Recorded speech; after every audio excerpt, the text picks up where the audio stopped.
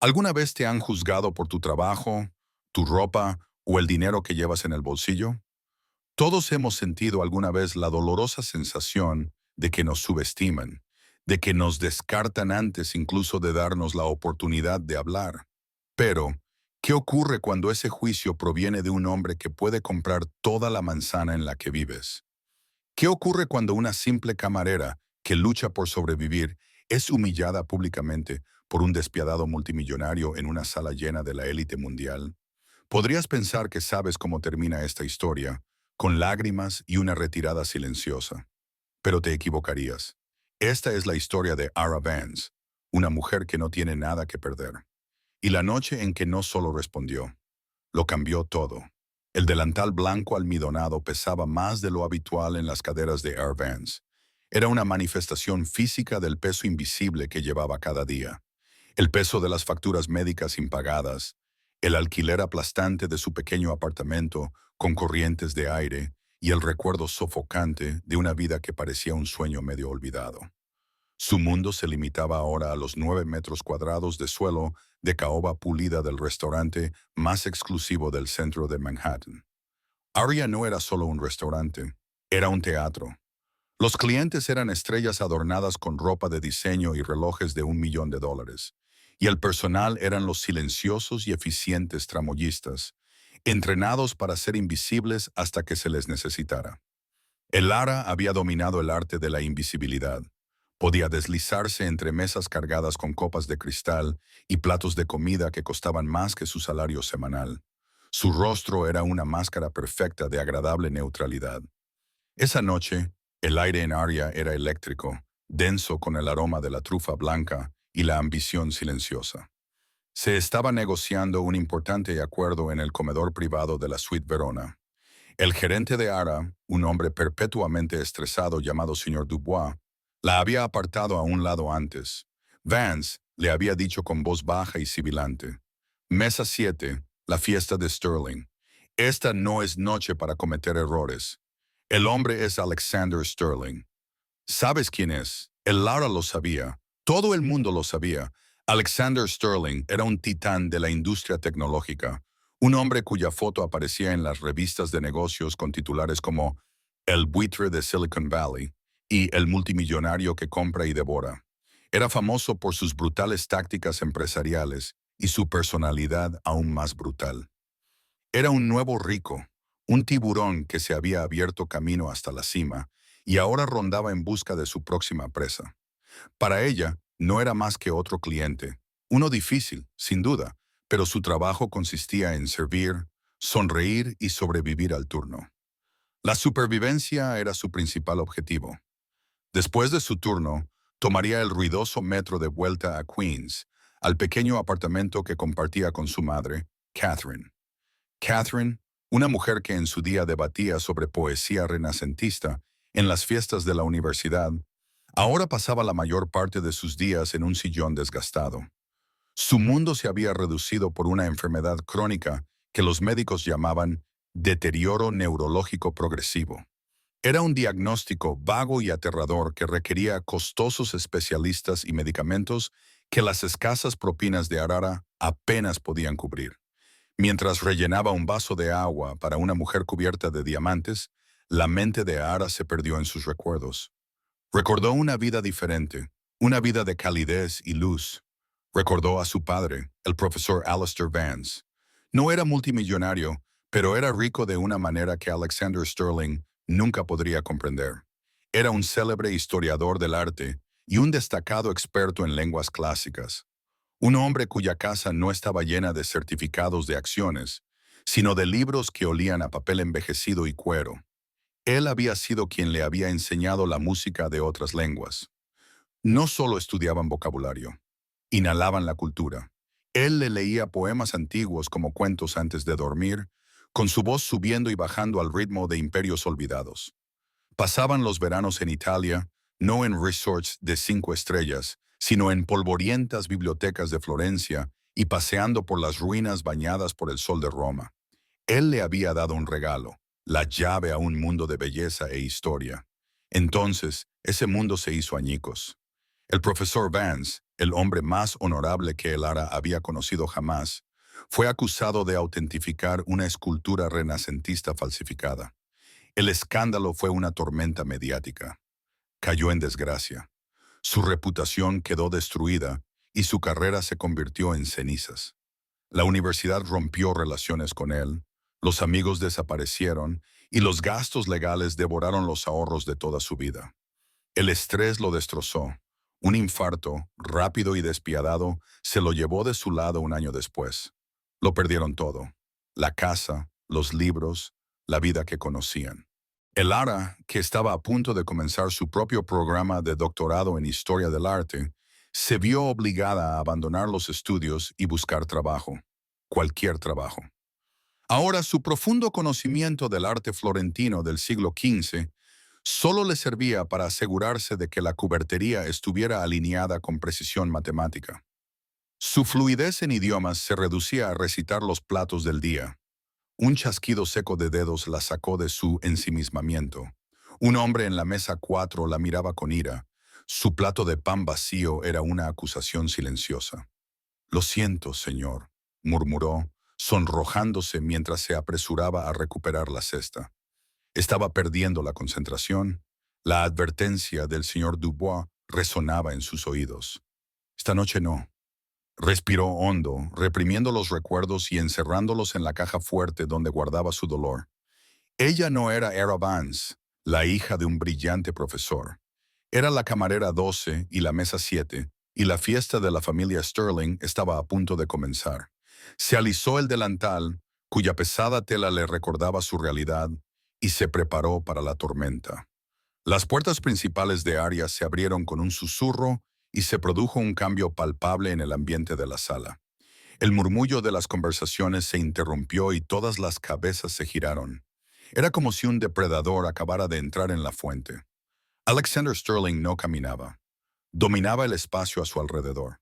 Era alto y vestía impecablemente con un traje a medida de color carbón que probablemente costaba más que el coche de Ara, si es que ella tuviera uno. Tenía el pelo oscuro y perfectamente peinado, pero eran sus ojos los que cautivaban a todos los presentes. Eran del color del acero frío, agudos y analíticos, evaluando, valorando y descartando constantemente todo lo que veían. Recorrieron el comedor con una mirada de profundo aburrimiento, como si la opulencia del lugar fuera un espectáculo divertido, pero en última instancia trivial. A ambos lados había dos hombres con trajes igualmente caros, pero menos imponentes. Eran sus abogados o asesores, y sus expresiones eran una mezcla de deferencia y ansiedad. Aferrada a su brazo había una mujer cuyo nombre recordaba vagamente de las columnas de cotilleos: Tiffany Moore, una modelo o influencer de algún tipo. Era increíblemente hermosa, con un vestido ceñido de color carmesí, y su sonrisa era brillante y frágil. Pero la atención de Ara se centró en los otros dos hombres del grupo que seguían un paso por detrás de Sterling. Eran mayores, de unos 60 años, con rostros curtidos y un aire de dignidad tranquila e inquebrantable. Vestían trajes exquisitamente confeccionados, pero más conservadores. A diferencia de Sterling, que irradiaba una energía inquieta y agresiva, estos dos hombres se movían con una calma deliberada. Observaban el restaurante no con aburrimiento, sino con auténtico aprecio. El Ara reconoció el aspecto de los europeos de antaño, hombres acostumbrados a la calidad, pero no definidos por la ostentación. Dedujo que esas eran las razones de esta cena de alto riesgo. El señor Dubois prácticamente se materializó en la entrada, con una postura que era una profunda reverencia, sin llegar a inclinarse. «Señor Sterling, bienvenido a Aria. Su mesa está lista, la suite Verona». Sterling no le hizo caso. Ya se dirigía a zancadas hacia la sala privada, con su séquito esforzándose por seguirle el ritmo. Al pasar por delante del puesto de El Ara, sus fríos ojos la rozaron durante una fracción de segundo. No era una mirada de reconocimiento ni de desprecio. Era una mirada de total inexistencia. Para él, ella era parte del mobiliario, un objeto funcional con un delantal almidonado. Tiffany, sin embargo, la miró de arriba a abajo, con una leve sonrisa condescendiente en los labios, como diciendo: «Mírate a ti y mírame a mí». Ara sintió un nudo familiar en el estómago, pero mantuvo la expresión serena y la espalda recta. Ya había servido antes a hombres arrogantes y a sus hermosas acompañantes. Formaba parte de la descripción del trabajo.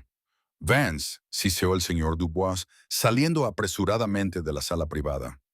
Tienes la mesa 7. Ve ahora. Recuerda el protocolo. No hables a menos que te hablen. Anticípate. No preguntes. Y por el amor de Dios, no derrames nada. Ella asintió con la cabeza y cogió la bandeja de plata con los menús y una botella de agua con gas fría. Su corazón latía un poco más rápido al acercarse a la pesada puerta de roble de la suite Verona. Ya podía oír la voz atronadora de Sterling desde dentro, hablando de negocios. Empujó la puerta y entró. La habitación era magnífica, con una sola mesa larga para 6 comensales, una chimenea privada y una gran ventana con vistas al centelleante horizonte de la ciudad. Sin embargo, el ambiente era tenso. Sterling estaba a la cabecera de la mesa, presidiendo la reunión. Tiffany estaba sentada a su lado con adoración, mientras los abogados observaban nerviosos. Los 2 caballeros italianos, a quienes Sterling había presentado brevemente como Lorenzo y Matteo, estaban sentados frente a ellos, con expresiones educadas pero reservadas.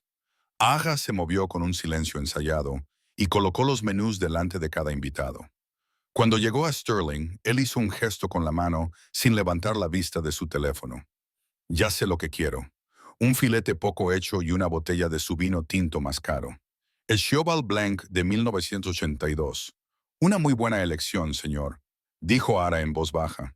Él finalmente levantó la vista, entrecerrando ligeramente sus ojos gris acero, como si le sorprendiera que un mueble hubiera hablado. Tráigalo, dijo ella, y luego se volvió hacia los invitados italianos. Y para ustedes, caballeros. El mayor de los dos, Lorenzo, le dedicó una pequeña y cortés sonrisa.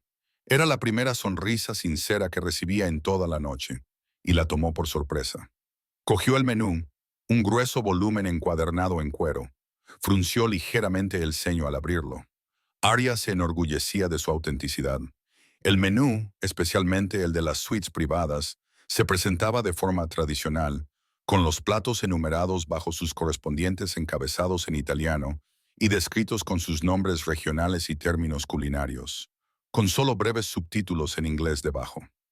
Lorenzo miró a su compañero, Matteo, y ambos intercambiaron unas palabras en su lengua materna. Fue una conversación suave y melódica, en marcado contraste con el inglés áspero y transaccional de Sterling. El Lara sintió una punzada de nostalgia, el sonido del idioma fantasma de su vida pasada. Sterling levantó la vista, cada vez más impaciente. Problema, caballeros, pidan la langosta. Es lo que pide todo el mundo. Lorenzo carraspeó, con su acento inglés pero preciso. No hay ningún problema, señor Sterling. Es solo que este menú es muy tradicional, muy específico. Queremos conocer las especialidades regionales del chef. Bien, gruñó Sterling, dirigiendo su mirada impaciente a Ara. Bueno, dígales lo que está bueno. El pescado, el filete, lo que sea. Acabemos con esto. Ara abrió la boca para recitar las recomendaciones del chef, el guión simplificado y preaprobado para comensales indecisos. Pero antes de que pudiera hablar, Tiffany soltó una risita, un sonido como pequeños fragmentos de cristal. Alex, cariño, sé razonable. Ronroneó mirándolo con compasiva diversión. ¿Qué va a saber ella? Todo está en un idioma extranjero. Probablemente acaba de aprender a decir pescado del día esta mañana. El golpe aterrizó con precisión quirúrgica. Los abogados se rieron entre dientes. Los labios de Sterling se curvaron en una sonrisa cruel. El aire se volvió denso con la humillación. El Lara se quedó paralizada. El pesado menú en las manos de Lorenzo de repente se sintió como una tabla de piedra grabada con su propia insuficiencia. El peso de su delantal nunca se había sentido tan aplastante. El silencio en la suite Verona se prolongó hasta convertirse en una tortura, un hilo incómodo. Lorenzo y Matteo intercambiaron otra mirada, esta vez con un claro sentimiento de incomodidad. Eran hombres de honor y tradición, y la crueldad casual dirigida a una trabajadora del servicio claramente no era de su agrado. Pero eran invitados, Y este era el espectáculo de Alexander Sterling. Sterling, sin embargo, parecía alimentarse de la incomodidad. Veía el mundo como una simple jerarquía, los poderosos y los sirvientes. En su mente simplemente estaba reforzando el orden natural de las cosas. Ella tiene razón, dijo, recostándose en su silla con aire de autoridad teatral. Señaló vagamente el menú que Lorenzo tenía en las manos. Es un gasto de negocios. Solo tienes que señalar algo. Seguro que todo es demasiado caro. Lorenzo, siempre diplomático, intentó suavizar las cosas. Se dirigió directamente a Ara con tono amable, como si intentara protegerla de la hostilidad de su anfitrión. Jovencita, quizá podría hablarnos de este plato, dijo, señalando una línea del menú. La descripción es breve. Los ojos de Ara se posaron en las palabras cordero, dedos quemados, un plato clásico romano. Casi podía saborear el humo de la parrilla, casi podía oler el romero y el ajo. Podía imaginar las bulliciosas tratorías cerca del Panteón, donde su padre se lo había pedido por primera vez, explicándole que el nombre provenía de la tradición de comer las chuletas calientes con las manos, quemándose los dedos. Un torrente de palabras, explicaciones y recuerdos brotó dentro de ella. Pero el protocolo era claro. Sé breve, sé sencilla. Son las chuletas de cordero a la parrilla, señor, dijo con voz tranquila y serena. Es una especialidad de la casa. Sterling se burló en voz alta. Las chuletas de cordero a la parrilla. ¡Qué pérdida de tiempo! Es cordero. Se cocina al fuego. ¿Qué más hay que decir? Centró toda su atención en Lorenzo y bajó la voz a un tono conspirador. De hombre a hombre. Mira, dejémonos de tonterías. Estamos aquí para hablar del futuro de la bodega Rossi d'Antonio, no para descifrar un libro de cocina. Pidamos algo sencillo para poder ponernos manos a la obra. Mateo, el más callado de los dos hermanos, habló por primera vez. Su voz era más grave que la de su hermano y tenía un tono áspero. Señor Sterling, con todo el respeto que nos merece la comida, no es una tontería, es cultura. La forma en que un chef de una región concreta prepara un plato cuenta una historia sobre la tierra, sobre la gente, sobre la historia.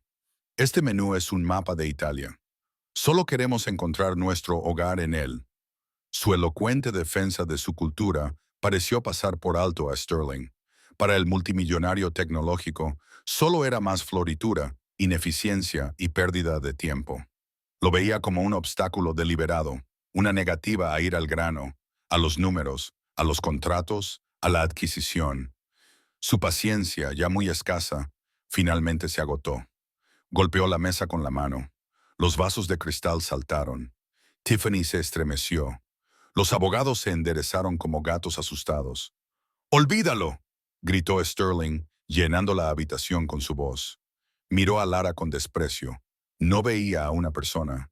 Veía el foco de su frustración, el símbolo de la ineficiencia que estaba retrasando su acuerdo.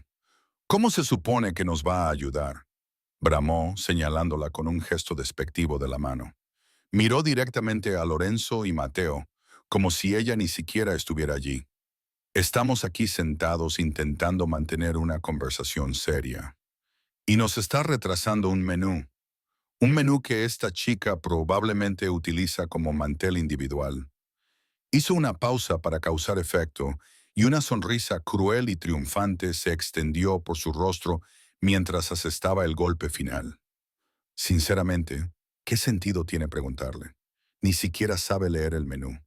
Las palabras quedaron suspendidas en el aire, afiladas y venenosas. Era más que un insulto. Era un veredicto, una declaración de su inutilidad. Con esa sola frase la había despojado de su inteligencia, de su historia, de su humanidad. Había reducido toda su existencia al delantal blanco almidonado que llevaba puesto. Tiffany soltó otra risa cruel y tintineante. Los abogados se movieron incómodos, evitando la mirada de Ara. Ara se quedó completamente inmóvil. Por un momento, no sintió nada más que un silencio sordo y ensordecedor en sus oídos. La habitación parecía desvanecerse por los bordes. Lo único que veía era el rostro engreído y victorioso de Sterling. El rostro de un hombre que nunca había conocido las dificultades, nunca había conocido la pérdida, nunca había sabido lo que se sentía al ser invisible. Y entonces algo dentro de ella se rompió. No fue un crujido fuerte y violento, sino un silencioso cambio sísmico. Era la parte de ella que había soportado los rumores tras la caída de su padre. La parte que se había tragado su orgullo y había aceptado este trabajo. La parte que limpiaba cada noche tras los ricos y poderosos mientras su brillante madre se consumía. La parte de ella que había permanecido en silencio durante demasiado tiempo. La voz de su padre resonaba en su memoria. Una cita de Dante que le encantaba repetir. No temas, nuestro destino no nos puede ser arrebatado. Es un regalo. Su destino no era estar allí de pie y ser humillada. Su don no era algo que debiera ocultar avergonzada. Levantó la barbilla. Sus ojos, que habían estado bajos y diferentes, se encontraron directamente con la mirada de Alexander Sterling. La agradable máscara de neutralidad se desvaneció, revelando un destello de fuego que había permanecido latente durante años. Respiró lenta y deliberadamente, y toda la sala pareció contener la respiración con ella. El silencio era un vacío y estaba a punto de llenarlo. No alzó la voz, no recurrió a los insultos. En cambio, habló con una claridad tranquila y cristalina que cortó la tensión como un diamante sobre el cristal. Giró ligeramente el cuerpo, dirigiendo sus palabras, no al multimillonario burlón, sino a los dos hombres que le habían mostrado una pizca de cortesía. Miró directamente a Lorenzo y Matteo Rossi. Caballeros, comenzó con voz firme y resonante, imbuida de una autoridad que dejó a la mesa en silencio. Son de la Toscana, ¿verdad? Cerca de Florencia, tal vez. Los hermanos Rossi se miraron, levantando las cejas con sorpresa. Lorenzo asintió lentamente. Sí, ¿cómo lo has sabido? Por su forma de hablar, respondió Elara, con una leve sonrisa triste en los labios. Su dialecto tiene la cadencia del río Arno. Es un sonido que mi padre apreciaba mucho. Alexander Sterling soltó una breve risa incrédula. Oh, aquí vamos. La camarera es una poeta. Lo ignoró por completo, centrándose exclusivamente en los dos italianos. Señaló el menú que Lorenzo tenía en la mano. El señor Sterling tiene razón en una cosa, dijo, con una voz que había adquirido un tono nuevo y más rico. Esto no es solo un libro de cocina. Es, como usted ha dicho, un mapa, y es un mapa que conozco de memoria. Comenzó a hablar, y era como si otra persona se hubiera apoderado de su cuerpo.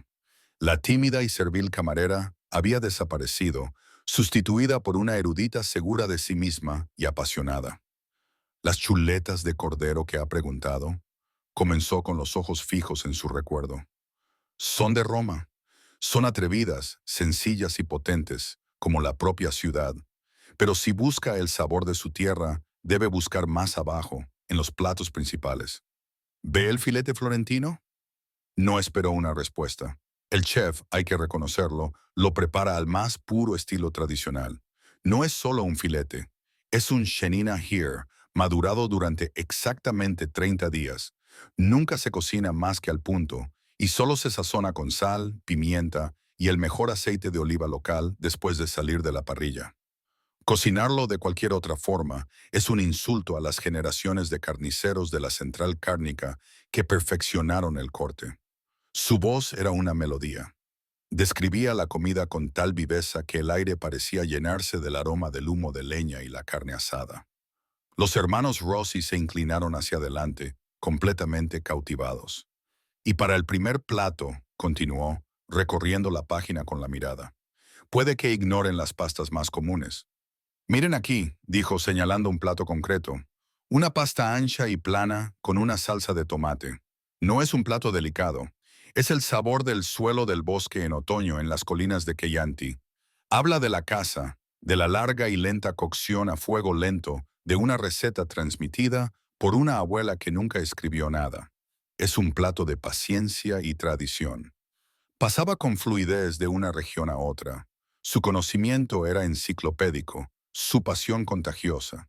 Explicó las sutiles diferencias entre una capanata siciliana y sus primas del norte.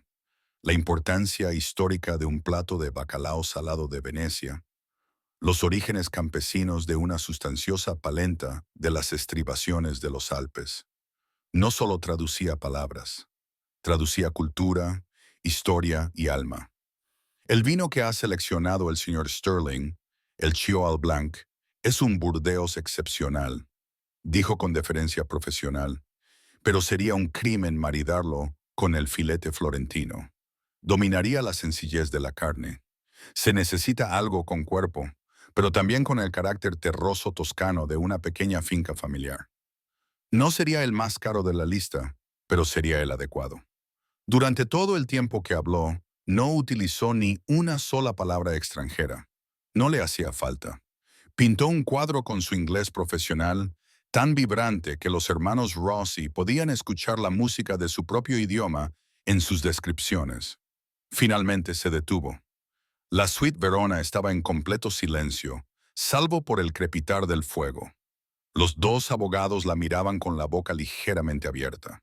La sonrisa pintada de Tiffany Moore había desaparecido, sustituida por una mirada de atónita incredulidad. Y Alexander Sterling, él estaba sin palabras. Su rostro era una máscara de puro shock. La superioridad engreída se había desvanecido, dejando atrás una desconcertante y cruda perplejidad. Había construido un imperio sobre datos, algoritmos y predicción de resultados. Pero nunca podría haber predicho esto. Había intentado aplastar una mosca y había respondido un dragón. Fue Lorenzo Rossi quien rompió el hechizo.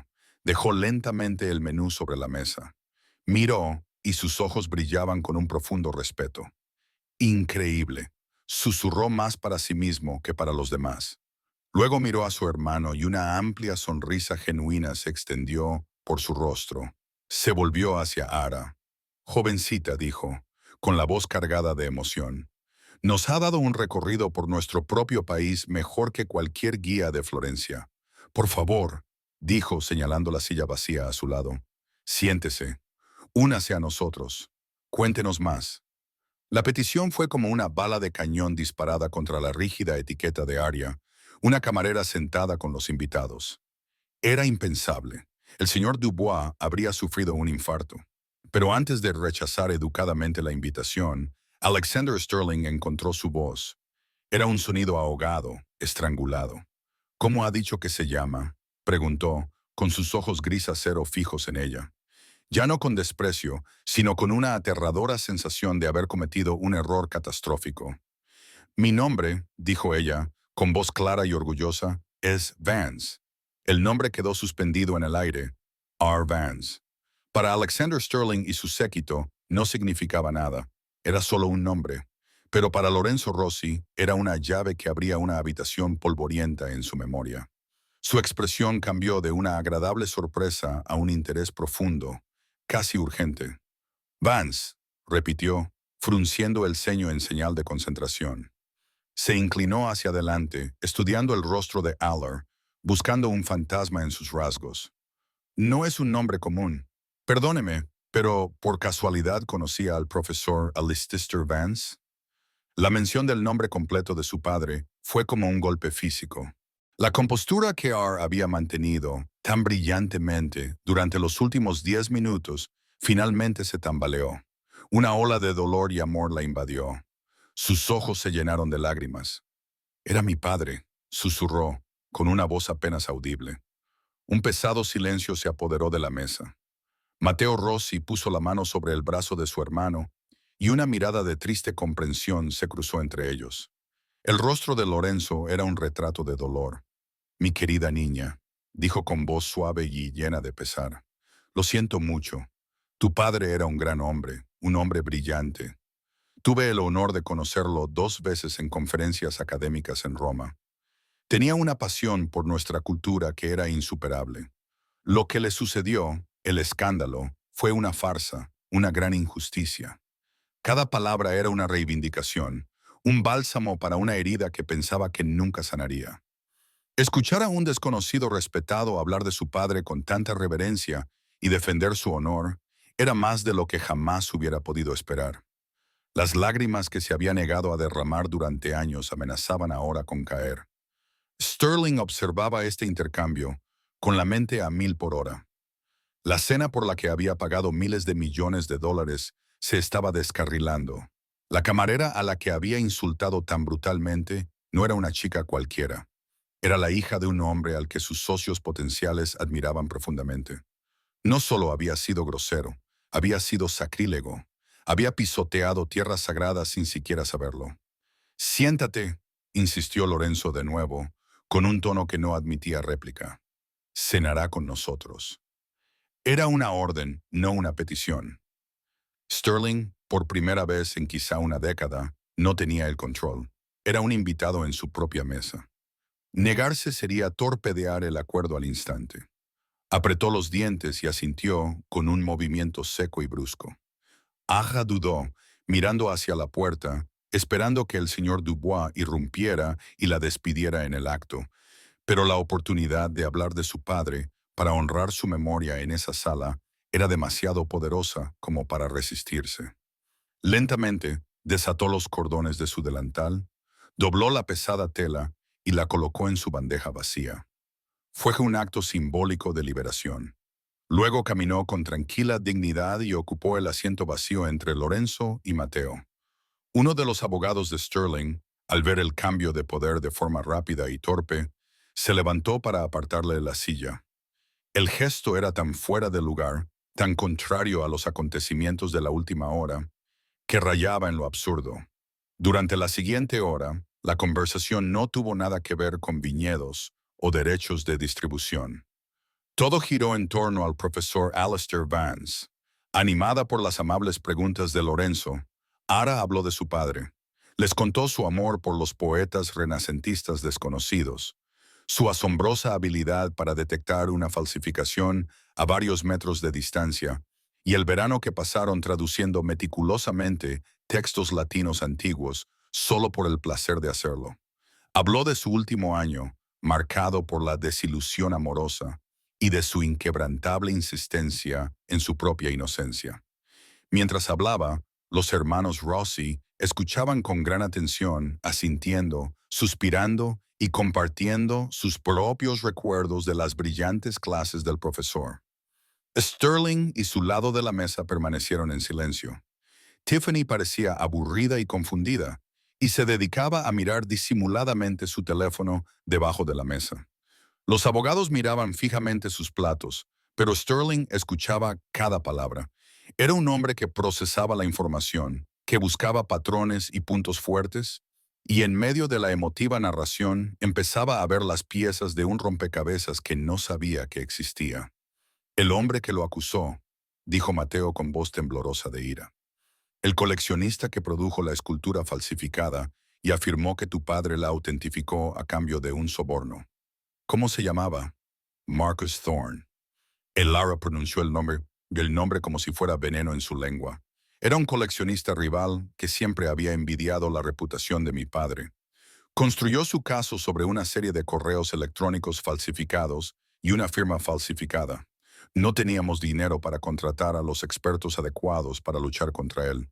Cuando todo terminó, el nombre de mi padre estaba arruinado.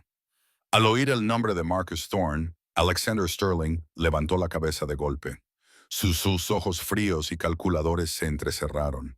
Las piezas del rompecabezas ya no estaban solo sobre la mesa.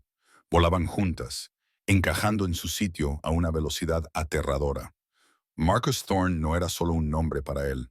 Era un competidor despiadado en el mercado del arte y las antigüedades, un mundo en el que Sterling había entrado recientemente a través de su empresa de capital riesgo.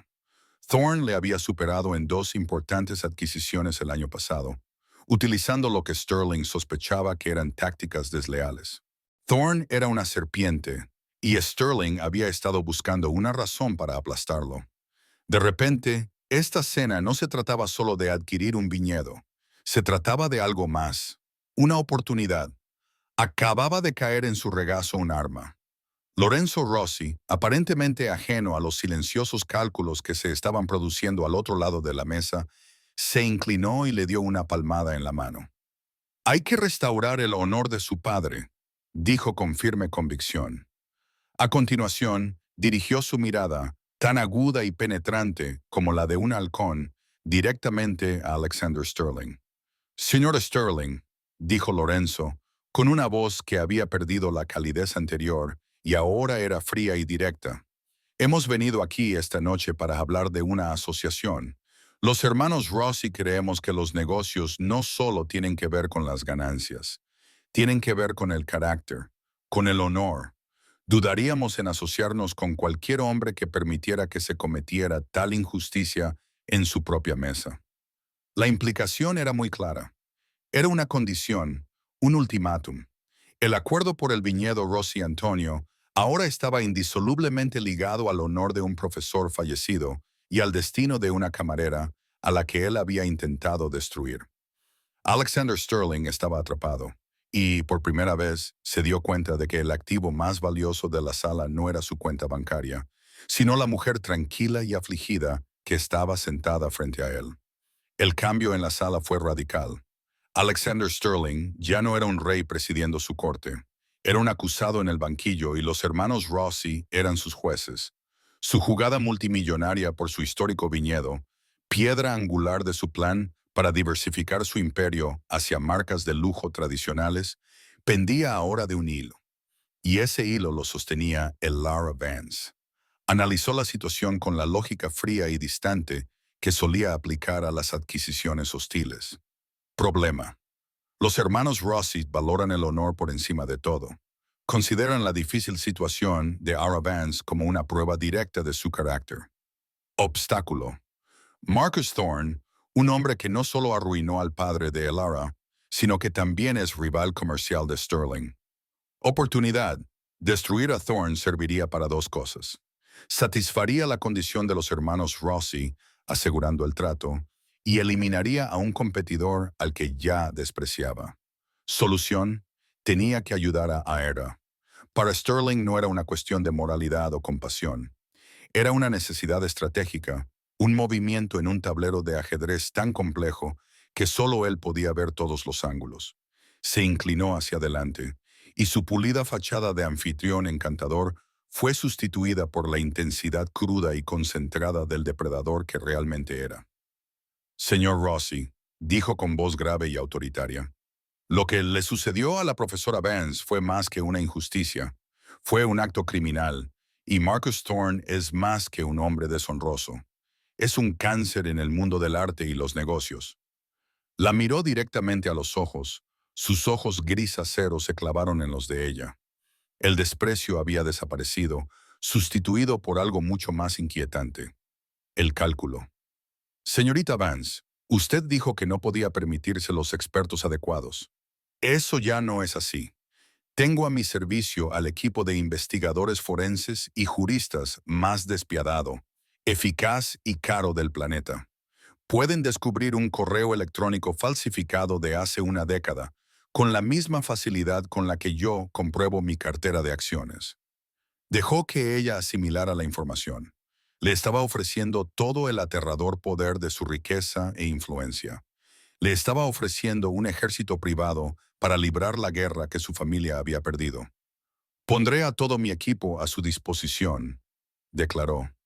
No solo limpiaremos el nombre de su padre, desmantelaremos la reputación, el negocio y la vida de Marcus Thorne, pieza a pieza.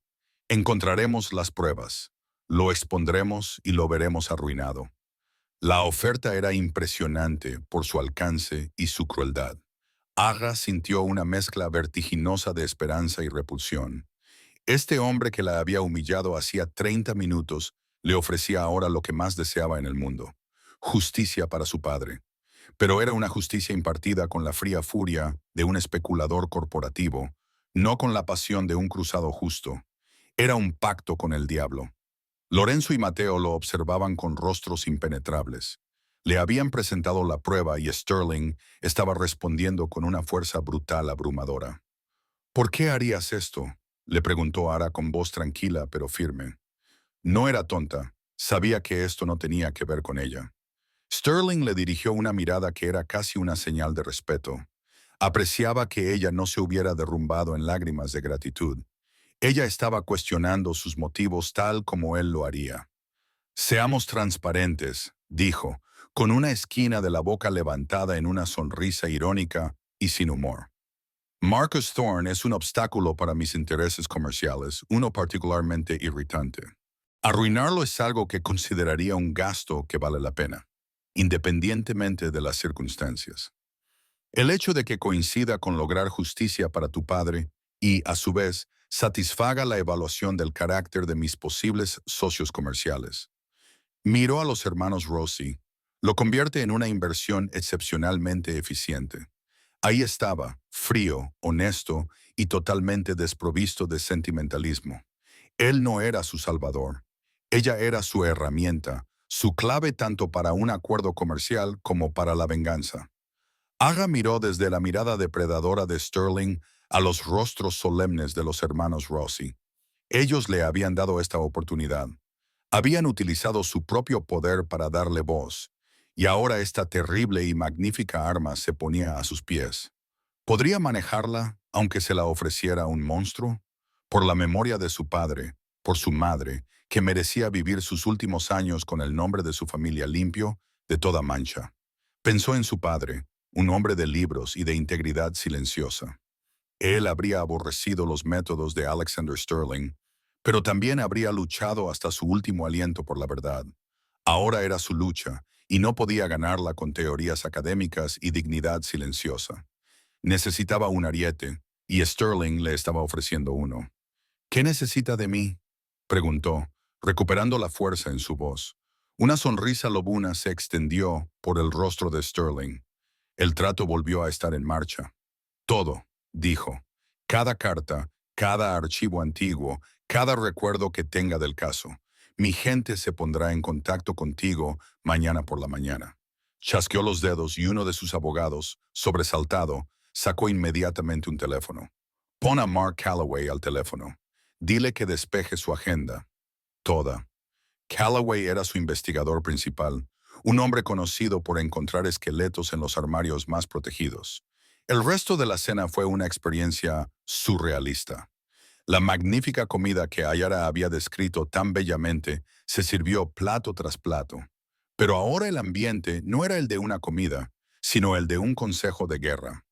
R. Sterling y los hermanos Rossi discutieron la estrategia, las antiguas pruebas, los implicados en el escándalo original. Tiffany se sentó en un silencio desconcertado, completamente fuera de su elemento, un accesorio decorativo en una sala ahora llena de propósito. Para cuando se sirvió el espresso, ya se había puesto en marcha un plan. Sterling, con su aterradora eficiencia, ya había esbozado los 3 primeros pasos de la investigación. Los hermanos Rossi habían dejado claro que su decisión final sobre la sociedad vitivinícola se tomaría tras la conclusión satisfactoria de este asunto de honor. Cuando terminó la cena, Sterling se levantó. Miró a quien ya no era su camarera, sino una extraña compañera temporal. Mi coche la llevará a casa, señorita Vance, afirmó. No era una oferta. Gracias, pero puedo coger el metro, respondió ella en un pequeño acto de rebeldía. Un recordatorio para él y para sí misma de que aún no era una de sus posesiones. Lorenzo Rossi sonrió cálidamente. Tonterías, hija mía. Permítenoslo. Él y Mateo insistieron en acompañarla, un gesto de protección y respeto. Azara salió de la suite Verona, flanqueada por los 2 distinguidos caballeros italianos. Se detuvo y miró atrás. Alexander Sterling la observaba, con el teléfono pegado a la oreja, los ojos iluminados por la emoción de la casa. Había venido a Aria esa noche para conquistar una empresa. Se había marchado con un premio mucho más complicado, una causa que destruir y una alianza improbable con la mujer a la que había intentado doblegar. El juego había cambiado y ahora había mucho más en juego de lo que jamás hubiera imaginado. Los días siguientes fueron un torbellino. La vida de Ara se partió en 2. Por la noche, seguía llevando el pesado delantal en Aria, sirviendo a clientes privilegiados y soportando el nervioso escrutinio del señor Dubois. Él sabía que algo había sucedido en la suite Verona, algo que había cambiado el equilibrio de poder, y eso le hacía tratarla con un extraño y temeroso respeto. Pero durante el día, su pequeño apartamento de reina se convirtió en la sala de guerra para la recuperación del nombre de la familia Vance. Alexander Sterling cumplió su palabra. Su equipo descendió con la fuerza de una operación militar. Mark Calloway, Calloway, el investigador jefe, era un antiguo fiscal federal con una mirada que no se le escapaba nada. Él y su equipo de contables forenses, expertos informáticos y detectives privados no la trataban como a una camarera, sino como su principal fuente de información. La escuchaban durante horas, digitalizaban los viejos diarios de su padre y reexaminaban cada prueba del caso original. El propio Sterling era una presencia constante e incorpórea. Nunca vino al apartamento. En su lugar, se comunicaba a través de mensajes cifrados y actualizaciones cortantes, dando órdenes e impulsando la investigación con un ímpetu implacable. Para él, esto era una campaña y él era su general. El avance se produjo 2 semanas después. El equipo forense de Sterling, utilizando tecnología que no existía cuando su padre fue acusado, encontró inconsistencias microscópicas en la arquitectura digital de los correos electrónicos incriminatorios, fragmentos de código que demostraban que habían sido creados y antedatados en un servidor diferente antes de ser reenviados para que parecieran proceder de la cuenta del profesor Vance. Era la prueba digital definitiva.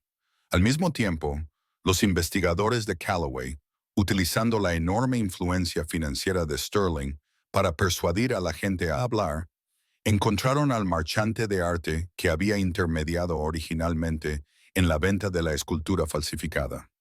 Ante la amenaza de la ruina financiera y la exposición legal orquestada por los abogados de Sterling, el marchante confesó. Admitió que Marcus Thorne le había pagado generosamente para que mintiera y corroborara la historia inventada. Tenía los registros bancarios offshore para demostrarlo. El caso que construyeron era irrefutable, brutal e innegable. Sterling no filtró la historia a ningún periódico. En su lugar, organizó una reunión privada. La convocó en un lugar neutral, una sala de juntas privada de un prestigioso bufete de abogados. Asistieron Marcus Thorne, sus abogados, Elara, los hermanos Rossi y un miembro de la junta directiva del museo que ahora tenía la escultura falsificada. Thorne llegó con aire arrogante y seguro de sí mismo, dispuesto a descartar la reunión como una molestia. Pero se quedó pálido cuando Mark Calloway, con la precisión desapasionada de un cirujano, expuso las pruebas, los datos forenses, la declaración jurada del marchante y los registros bancarios. Fue una avalancha que sepultó por completo a Thorne. Al final de la presentación, Thorne estaba pálido como la cera. Sterling se recostó en su silla, imagen de calma y satisfacción depredadora. No dijo una palabra. Dejó que el silencio y el peso de las pruebas aplastaran a su rival. La resolución fue rápida y despiadada. Para evitar un juicio público que lo habría destruido por completo, Thorne aceptó las condiciones de Sterling. Emitiría una confesión pública completa y una disculpa que limpiaría por completo el nombre de Alice Tester Vance. Donaría una enorme suma multimillonaria a una nueva fundación académica creada en nombre del profesor Vance y vendería toda su colección de antigüedades, por la que Sterling había estado compitiendo, a la sociedad de cartera de Sterling, por una fracción de su valor de mercado. Fue una capitulación total. Una semana más tarde, la noticia no se publicó como un escándalo, sino como una reivindicación. Los titulares decían: el renombrado historiador de arte Alistair Vance, exonerado póstumamente, y el coleccionista Marcus Thorne admite el fraude. Para Ara fue como volver a respirar después de años sumergida bajo el agua. Se sentó con su madre, Catherine, y leyó los artículos en voz alta. Por primera vez en años, una luz de claridad y paz volvió a los ojos de su madre. El peso de la vergüenza que ni siquiera se había dado cuenta de que llevaba consigo se había levantado. El nombre de Vance volvía a ser motivo de orgullo. Al día siguiente de conocerse la noticia, un largo coche negro se detuvo frente a su edificio de apartamentos. Un chofer vestido con un traje negro le abrió la puerta. Lara sabía de quién se trataba. Se reunió con Alexander Sterling en la azotea de su ático, en lo alto de un rascacielos, con la ciudad extendiéndose bajo ellos como un mapa de su reino. Los hermanos Rossi firmaron los documentos definitivos esta mañana, dijo, mientras le ofrecía una copa de champán. El viñedo es mío. Enhorabuena, dijo Elara con voz neutra. También han dotado a la Fundación Alistair Vance con una donación inicial de $5 millones, añadió. Parece que el nombre de tu padre tiene un peso significativo. La miró con una expresión inusualmente seria. La fundación necesita un director, alguien que entienda el tema, el legado, alguien que hable el idioma, literal y figurativamente.